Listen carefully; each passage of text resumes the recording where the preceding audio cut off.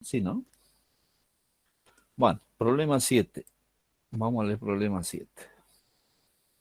Dice, calcular la solubilidad molar del sulfuro de plata. Nos da el PKPS 49.2 y en las siguientes soluciones. Hay una serie de soluciones. ¿Cuál es la primera? Es en agua pura, una solución de dial-3 formal nitrato de plata, dial-3 formal ácido nítrico, nos da el pK de disociación primero y segundo del sulfídrico y el D, una solución 0,5 formal de amonio. Nos dan también las constantes de formación, ¿sí? Y, bueno, es la última que admito. Ya está. Los demás llegaron tarde, lo siento. Y la E nos da una solución 0,05 formal de nitrato de sodio, ¿sí? Y las respuestas correspondientes. Bueno, vamos a la presentación, que es lo primero que hacemos en todo problema químico. Las ecuaciones involucradas, ¿sí? En este caso se trata del sulfuro de plata, está en equilibrio, digamos, con sus cationes correspondientes, que en este caso es plata y anión sulfídrico, ¿sí? Están las concentraciones de plata es igual a 2 veces la concentración de sulfídrico. Entonces, por definición del KPS, ¿sí? Va a ser igual a la concentración de plata por la concentración del sulfídrico, ¿sí? Pero la concentración de plata es 2 veces el sulfídrico. Y si vamos a la definición de producto de solubilidad, reemplazamos, digamos, por S, que definimos en la teoría, ¿sí? Y nos queda 4S al cubo, ¿eh? 4S al cubo. De ahí, ¿qué hacemos? Pues despegamos la solubilidad y tenemos la parte A resuelta, ¿sí? La parte B, en la cual, ¿qué nos decía? Nos daba la concentración de nitrato de plata, ¿sí? Efecto de ion común, el equilibrio de donde se desplaza hacia los productos, ¿no es cierto? Entonces es lo mismo, solo que usamos la definición de KPS usando las concentraciones, ¿no es cierto?, de plata y de sulfídrico. Y despejamos la concentración de sulfídrico que va a definir, digamos, la solubilidad, en este caso del sulfuro de plata. ¿Eh? ¿Hasta ahí alguna pregunta? ¿Están ahí o no? ¿O estoy solo hablando como un loco?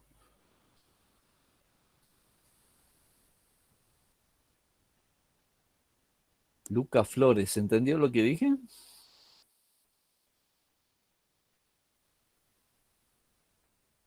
Ah, bueno. Ahí Sergio dice que sí está. Ok, me pongo contento. Vamos al punto C, que se trataba de un equilibrio lateral en un medio ácido y nos daban las constantes eh, de disociación, en este caso del sulfídrico, ¿sí?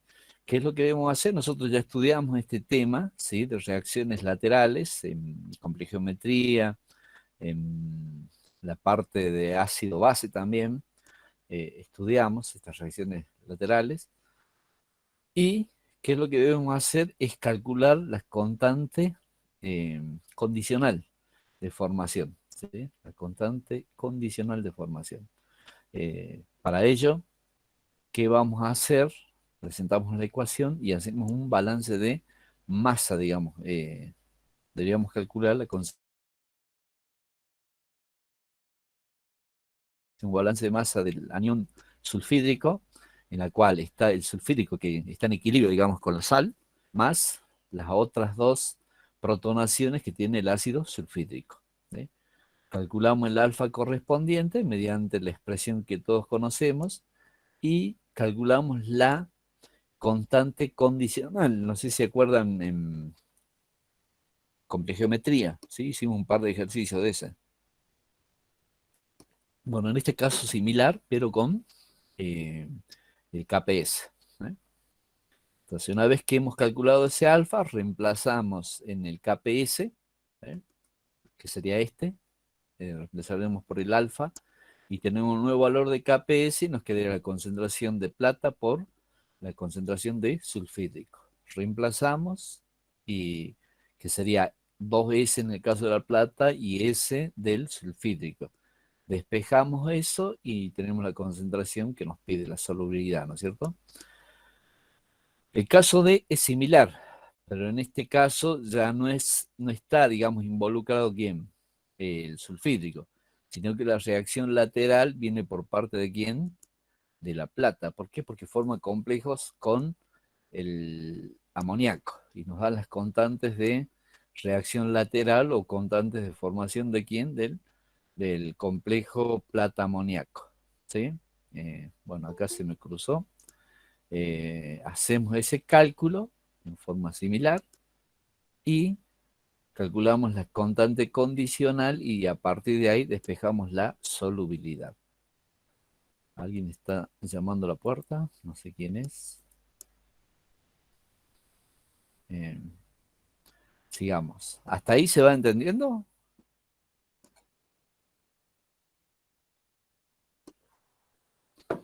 Nadie contesta. Sí, profe, sí, sí. Bueno, gracias. En el caso E, fíjense, ¿de qué se trata el caso E de este mismo problema? Es el mismo sulfuro de plata, pero en una solución de una sal neutra, ¿no es cierto? Como es el nitrato de sodio, ¿sí? ¿Qué es lo que pasa en ese caso? En ese caso, los iones, tanto de la plata como el sulfídrico, se van a envolver, digamos, en una nube de cationes o aniones de signo contrario, ¿no es cierto? Y ¿qué es lo que va a pasar eso al verse envuelto en esa nube de cationes o aniones? Eh, va a desplazar el equilibrio hacia los iones en este caso. O sea, se va a disolver más sulfuro de plata, ¿sí? Entonces, ¿cómo se trata este tema? Lo que hay que hacer es calcular los coeficientes de actividad. Lo primero que hay que hacer es calcular la fuerza iónica de todos los iones presentes que están en la solución. Ustedes cuando hagan los números se van a dar cuenta, ZI al cuadrado es la carga del catión, ¿no es cierto? ¿Se entiende eso, no? Eh,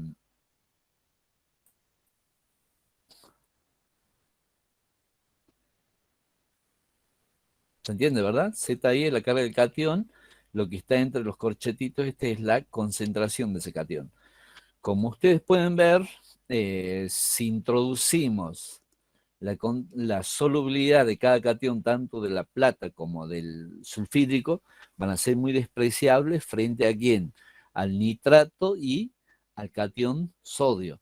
Entonces la fuerza iónica va a estar definida exclusivamente por esos dos cationes, no tanto por la plata y por el sulfídrico. Entonces cuando ustedes presenten todo eso, se van a dar cuenta que esos dos términos son despreciables, que no aportan, digamos, la fuerza iónica. Los únicos que aportan la fuerza iónica son el sodio y el nitrato, ¿sí? Entonces, una vez que hemos calculado la fuerza iónica, ¿qué tenemos que hacer? Tenemos que calcular el coeficiente de actividad, ¿sí? El coeficiente de actividad está dado por esta ecuación, la pueden encontrar en la teoría, ¿sí? Eh, bueno, nuevamente están las cargas, la fuerza iónica, y con este valor vamos a calcular la constante condicional, digamos, con estos coeficientes de la plata. Y a partir de ahí calculamos la solubilidad. ¿Se entendió? Medio engorroso, pero fácil, digamos, para realizar. ¿Sí? ¿Alguna pregunta?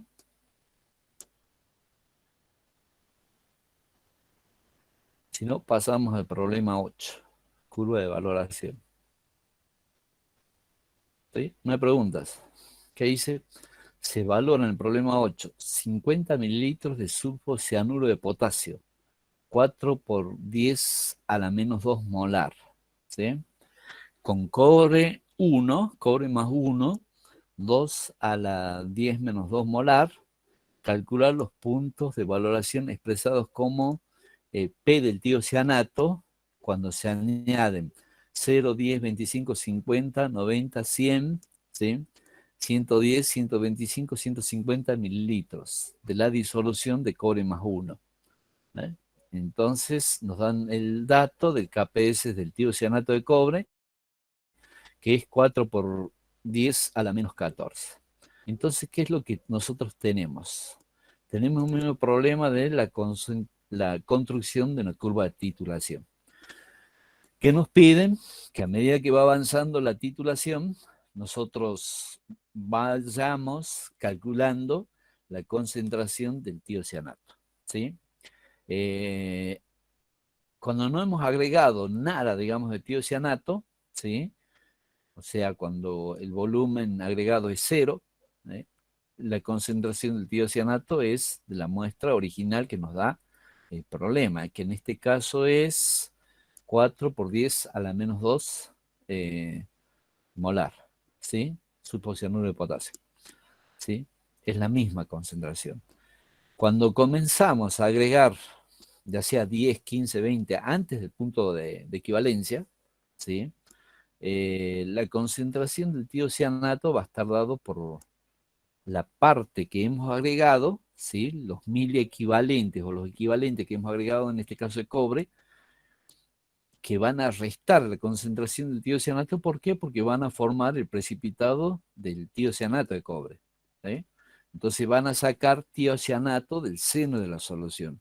Y además se va a producir un segundo efecto, cuál es el que el volumen inicial de la titulación ya no va a ser el mismo, sino que va a ir incrementándose a medida que nosotros vamos agregando el volumen del cobre. O sea, se va a ir diluyendo también más el tiocianato. Aparte de consumirse, se va a diluir a medida que nosotros vamos agregando el tiocianato, ¿sí? Y la expresión para calcular eso antes del punto de equivalencia es esta que está acá en el primer cuadrito, ¿sí? Lo vamos a poner con amarillo, ¿sí? Esa es la expresión. Y después calculamos menos el logaritmo del tiocianato y tenemos el P del tiocianato, ¿sí? En el punto de equivalencia, ¿qué es lo que pasa? ¿Cuál es el punto de equivalencia? Cuando nosotros hemos agregado una cantidad equivalente, ¿sí? En volumen de cobre, equivalente al tiocianato inicial, ¿sí? Cuando estamos en ese punto, ¿qué nos rige? Nos rige que la concentración de cobre y de tiocianato está dado ¿por qué?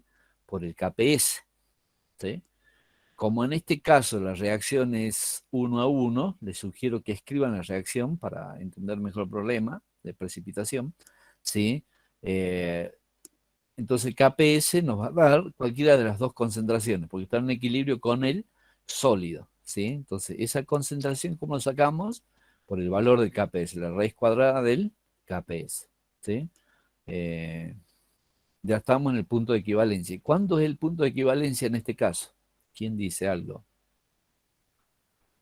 Fíjense, porque tenemos 50 mililitros de 4 por 10 a la menos 2, y en el caso del cobre es 2 por 10 a la menos 2. ¿Cuándo será el punto de equivalencia de cuánto de cobre necesitamos agregar, cuántos mililitros de solución de cobre más 1 para llegar al punto de equivalencia? Si el volumen inicial del sulfocianuro, perdón, no escuché.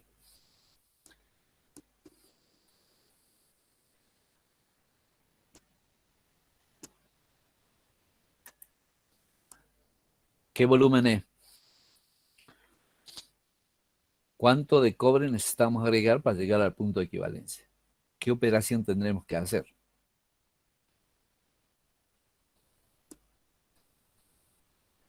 La concentración del Plantear la equivalencia. Claro, plantear la equivalencia, y eso nos da 100 Claro, mililitros. 100 mililitros, sí. 100 mililitros, perfecto. Entonces ya tenemos resuelto hasta la mitad casi del problema planteado, ¿sí? Vamos a la parte que nos falta después del punto de equivalencia, que es lo que va a pasar. Lo que va a estar en exceso es el cobre que vamos a seguir agregando, ¿sí? Entonces los equivalentes de cobre son los que nosotros vamos a ir calculando con esta expresión, ¿sí? Entonces concentración de cobre va a ser igual que del sulfocianuro, que les mostré hace ratito, pero en este caso cambiamos los valores. Va a ser la concentración de cobre por el volumen de cobre agregado, el total, ¿no? Menos la concentración de sulfocianuro por el volumen de sulfocianuro, ¿sí? Sobre la suma de los dos volúmenes. ¿No? Y con la expresión del KPS, ¿sí? Despejamos la concentración del sulfocianuro, porque ahí ya va a estar dado, digamos, la concentración del sulfocianuro va a estar dado por la ecuación del KPS, ¿sí? Y se va a producir un efecto de ion común, porque yo voy a ir aumentando el cobre y para que eso se cumpla el KPS, ¿qué va a hacer el tiocianato? Va a ir disminuyendo progresivamente, ¿sí? Que es la lógica. Si pueden hacer gráfico, bueno, mejor, ¿sí? Y si ustedes programan, qué sé yo, un Excel, por ejemplo, acá yo hice algo, ¿sí? Les da más o menos estos valores, ¿sí? Y si con estos valores ustedes quieren graficar, le tendría que dar una curva de titulación, ¿sí? ¿Alguna pregunta? ¿Algo?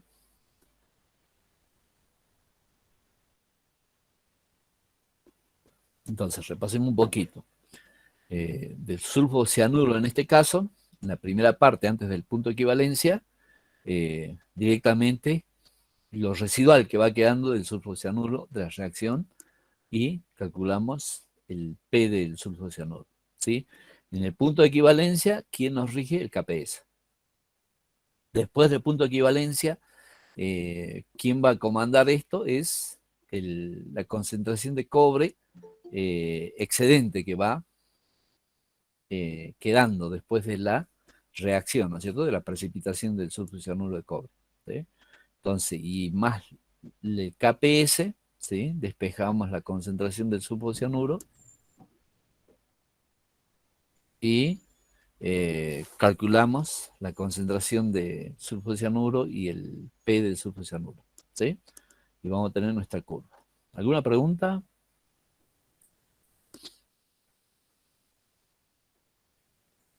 ¿Nada? ¿Alguien quiere preguntar algo?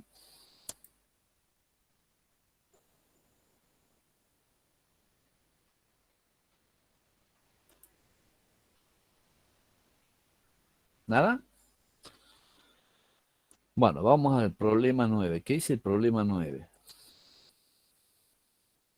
Dice calcular el error asociado al indicador en la valoración de 25 mililitros de cloruros, ¿sí? Día a la menos 2 molar con nitrato de plata día a la menos 2 molar por el método de Mohr a pH 8, teniendo en cuenta que la concentración de cromato más menos 2 en el punto final es 0,002 molar.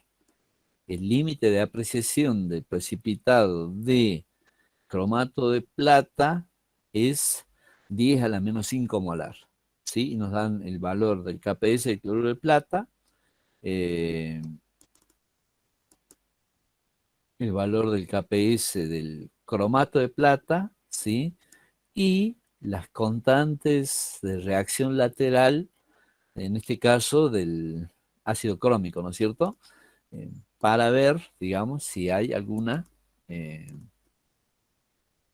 reacción lateral, si es que sería, digamos, consideramos eh, calcular. Bueno, entonces, ¿qué es lo que planteamos? Planteamos las ecuaciones involucradas en el problema, ¿sí? Plata más cloruro de plata más cloro, nos da el cloruro de plata, tenemos valor del KPS, la reacción del indicador, ¿sí? Catión plata más cromato, cromato de plata como sólido, y nos dan el valor de KPS del cromato de plata.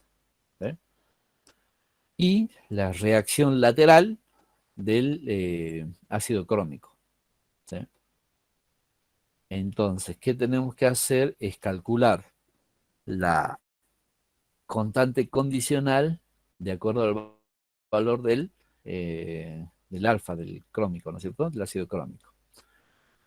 Que está dado por esta ecuación. El valor de pH, si lo tenemos, el valor es pH 8. Entonces podemos calcular la concentración del anión, digamos, del protón. ¿Sí? Concentración de los protones. ¿En base a qué? En base a la constante de agua, acuérdense. ¿Sí? O directamente, porque tenemos el valor del pH. 10 a la menos 8, en este caso de protones. ¿Sí? El error relativo va a estar dado igual al punto, el volumen, el punto de equivalencia, menos el punto final, sobre el punto de equivalencia por 100. Entonces, ¿qué vamos a hacer? Vamos a calcular la concentración de plata que satisface en el punto final. ¿Sí? O sea, ¿qué es lo que quiero decir? ¿Cuánto yo necesito? Acuérdense en que yo en el medio de la solución, ¿qué es lo que tengo? Tengo cloruros y lo estoy titulando, agregando ¿qué? Nitrato de plata. ¿Sí? Entonces, ¿cuál es la concentración necesaria para visualizar el punto final? Recuerden que me da como condición para visualizar perfectamente el punto final. ¿Esto qué quiere decir? Para observar la formación del precipitado de ese rojo ladrillo, que los que han hecho el laboratorio lo han podido ver, ¿sí? Y si no en los videos, ¿sí? Me da esa condición que la concentración mínima de cromato, ¿cuánto era? 0,02. Entonces, con el KPS de la plata, del cromato de plata, voy a calcular esa concentración mínima, ¿sí? Eh, Después vamos a calcular la concentración de plata con el KPS de plata, ¿sí? ¿Por qué? Porque esta concentración de plata va a ser en el punto final, ¿sí? Y lo que yo necesito es, para que me precipite el cloruro de plata, ¿sí? Eh, Va a ser en el punto de equivalencia. ¿Eh? Entonces, la diferencia de esos dos, del punto final. El punto final es cuando veo el viraje del indicador, que en este caso sería la precipitación de quién, del cromato de plata, ¿sí? Y el punto de equivalencia está dado por quién, por el KPS de la plata. Entonces, en esas dos concentraciones hay una diferencia que yo necesito conocer y que acá lo llamamos exceso de cromato de la concentración de plata. Con ese exceso que yo tengo, ¿sí? Yo tengo la concentración inicial de quién? Del nitrato de plata. ¿Eh? Entonces, voy a calcular, digamos, a cuántos mililitros, ¿sí? O sea, yo tengo el número de la concentración en exceso, ¿sí? Lo que voy a hacer es calcular cuántos moles están en ese exceso de plata. ¿Por qué? Porque el volumen de la titulación, en este caso, van a ser 50 mililitros. ¿Por qué? Porque partía de cuánto? De 25 era, ¿no? Sí, 25 mililitros y de concentraciones iguales. Entonces, en el punto de equivalencia, en teoría, digamos, si las concentraciones del cloruro y del nitrato de plata son iguales, yo voy a estar en una concentración de 50 mililitros. Entonces, con esta concentración de la plata en exceso, a 50 mililitros, ¿sí? Voy a ver cuántos números de moles son, ¿sí? Que provienen del titulante en exceso. En teoría, ¿no es cierto? Con ese número de moles y relacionándole con el titulante, o sea, con D a la menos 2 del nitrato de plata, puedo calcular el volumen en exceso, ¿sí? Y de ahí voy a usar esta ecuación del error relativo. ¿Se entendió?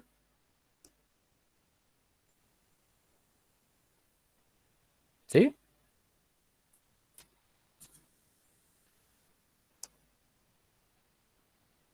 Bueno, lo tomo como un sí. Sigamos entonces. Sí, si no se entendió, volvemos a explicar. Pero como nadie habla,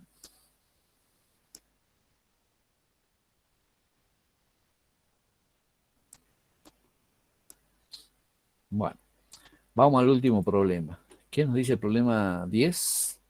Dice, un laboratorio decide probar 4 métodos analíticos para determinar la concentración de nitrito, ¿sí?, en muestras de aguas residuales.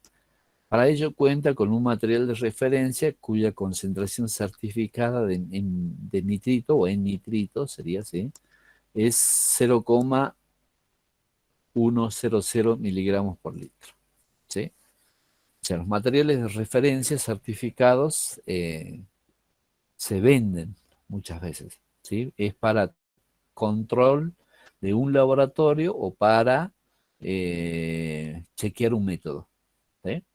En este caso, tenemos ese material de referencia para ver, digamos, cómo andan estos 4 métodos. No sé si son diferentes laboratorios o qué, pero se los da unas muestras y se les pide que analicen por nitrito, ¿no es cierto?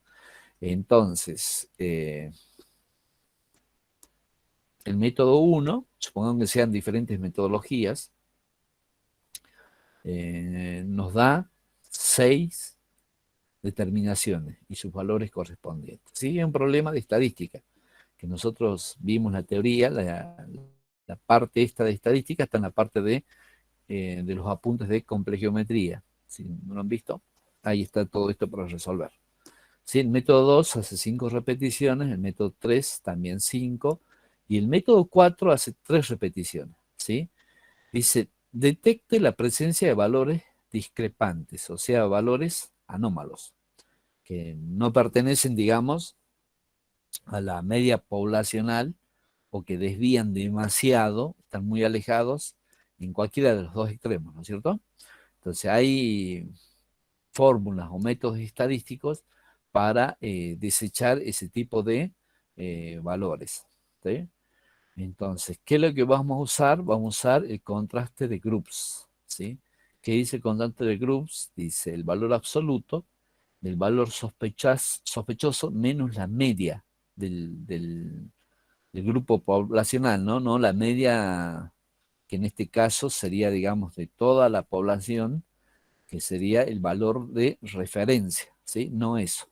Y eso, si es mayor que un valor de G crítico, se desecha, digamos, ese valor, ¿sí? Es discrepante, ¿sí? O es anómalo, digamos. ¿Ah? Entonces, vamos a calcular el G crítico, lo vamos a sacar de una tablita, ¿sí? Viene tabulados para valores de confianza de 95, de 99, de acuerdo, digamos, al nivel de confianza que uno necesite, ¿sí? Entonces, ¿qué tenemos que hacer? Tenemos que calcular la media del grupo y, o sea, X con rayita arriba, y la desviación estándar. Eso, bueno, las fórmulas estadísticas ustedes las conocen, están en la teoría, o si no, encuentran las funciones de dónde, del Excel. El Excel tiene esas funciones, ¿sí? Entonces, vamos al método 1, ponemos todos los valores que nos da, ¿sí? Cargamos eso y calculamos que N6, porque son 6 repeticiones, calculamos la media de esa población, ¿sí? Eh, a ver, ¿hay alguna pregunta? Sí, Estefanía, te escucho. Estefanía Guerrero.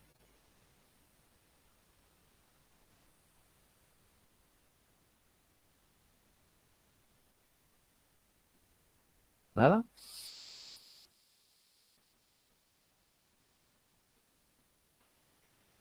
¿No tenés nada que preguntar, Estefanía? ¿Así sigo? Bueno, calculamos una media para cada método, ¿sí? Que es el promedio, digamos, que es la suma de todos dividido n, eso lo saben. Y calculamos la desviación estándar, que es la raíz cuadrada del cuadrado de la diferencia sobre n-1. ¿Sí? Entonces ya tengo los dos valores y aplico la formulita de groups, ¿sí? Que es esta formulita. Valor sospechoso menos la media de ese grupo, ¿sí?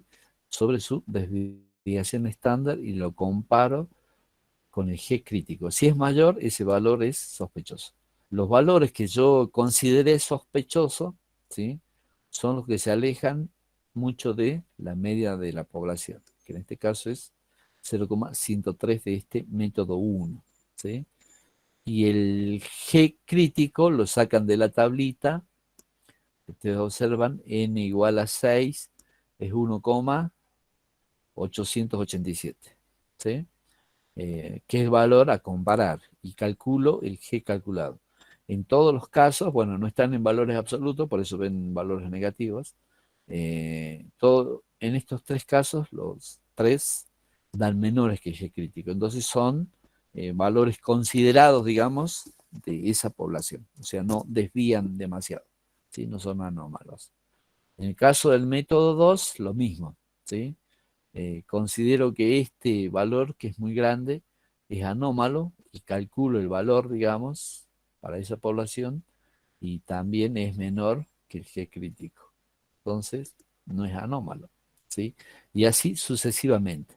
Si vamos al método 3, ya vemos que tampoco, ¿sí? Dan valores superiores al menos de los que yo consideré, digamos, que son anómalos, ¿sí? O sea, pertenecen a esa población. ¿Qué nos pide el problema B? Ya la parte B del problema 10, dice, determine la presencia o no de errores sistemáticos al 95% del nivel de confianza en cada método. ¿Cómo se hace esto? Este contraste se hace con esta ecuación, ¿sí? Nosotros sabemos que la media de la población es igual a la media del grupo, o sea, en este caso de cada método, más menos t por la desviación estándar de ese grupo sobre n raíz cuadrada de n, ¿sí? Entonces, ¿qué vamos a hacer? Vamos a calcular t y vamos a comparar con el t tabulado en las tablas, ¿sí? Ustedes tienen las tablas de t críticos calculados, ¿sí? Tabulados para cada población. Entonces, ¿qué es lo que hago? Yo la media de esa población la tengo, la media de todo es la media que me brindan del valor certificado, que en este caso sería 0,1, ¿sí? Y el valor de la muestra y la desviación correspondiente al grupo que estoy tratando. En este caso sería del método en cuestión, ¿sí? Entonces, voy calculando el t con esta expresión y lo comparo con el t crítico, ¿sí? Y en este caso, digamos, vemos que si el t calculado es mayor que el t crítico, ese método está fuera, digamos, del valor del 95% de confianza, ¿sí? Hay errores sistemáticos. ¿Por qué? Porque eh, se alejan, digamos, de la media poblacional, ¿sí? Que son el caso de quienes, fíjense, del método 3 y del método 4. ¿Por qué? Porque el t calculado me da 18,5 y 18,4 en estos dos casos, ¿sí? Y el valor del t crítico me está dando 3 en el método 4, 3,182, y en el método 3, 2,571. O sea, están fuera, digamos, de la población. O sea, que nos está demostrando que sí existe error sistemático en los dos últimos métodos. Y los valores, digamos, que nos dan están claramente demostrados, porque en este caso nos da un 50% más que el valor de la media poblacional, y en el método 4 nos da casi un 66% promedio, digamos, ¿sí? Entonces hay error sistemático, hay un error en la metodología, ¿sí? Si calculamos esto, bueno, ya tenemos la parte B. Y la parte C, que nos pide el problema 10, ¿cómo informaría el resultado para cada método? Bueno, si vamos a eso, tiene que ver con esta ecuación. La media más menos z, ¿sí? Que es el nivel de confianza por la desviación estándar sobre raíz de n. Pero este es en el caso de medias muy grandes o valores, digamos, poblacionales más de 50. En el caso de nosotros, ¿sí? Para poblaciones pequeñas, muestras pequeñas, tenemos que usar esta expresión, ¿sí? X más menos t por la desviación estándar sobre raíz de n. Este t lo vamos a sacar de la tabla de t críticos, ¿sí? Y sería la expresión del informe, digamos. Entonces, si a mí me dan una muestra, ¿sí? El valor de su incertidumbre de la determinación estaría dado por este término, ¿sí? Que yo tengo que calcular y, bueno, entregar como informe final de las valoraciones que he hecho, ¿sí?